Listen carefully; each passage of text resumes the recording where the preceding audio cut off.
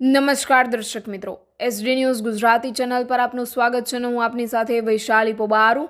કરીશું નજર આજના સમાચાર પર. ભરૂચથી ગુજરાતના director of prosecution Shri Ambalal Patel Bharuch Dudhdhara ડેરીની પ્રગતિથી પ્રભાવિત. Z+ સિક્યુરિટી ધરાવતા નિવૃત્ત જજે પરિવાર સાથે ડેરીની શુભેચ્છા મુલાકાત લીધી. ચેરમેન ઘનશ્યામ પટેલને ડેરીના કુશળ વહીવટ બદલ આપ્યા અભિનંદન.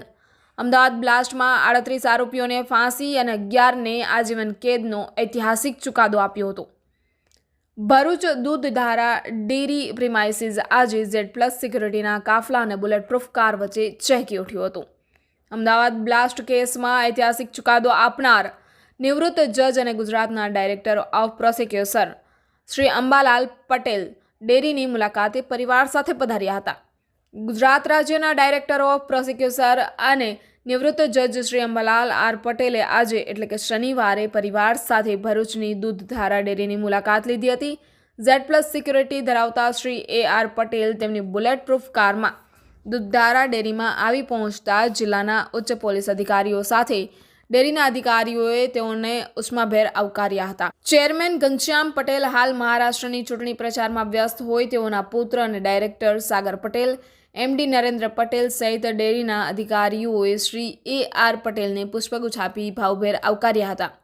ડેરીના અધિકારીઓ અને સ્ટાફ દ્વારા director of prosecution Shri Ambalal પટેલને ડેરીની મુલાકાત કરાવી તમામ વિભાગો અને ઉત્પાદન તેમજ વિતરણથી માહિતગાર કરાયા હતા.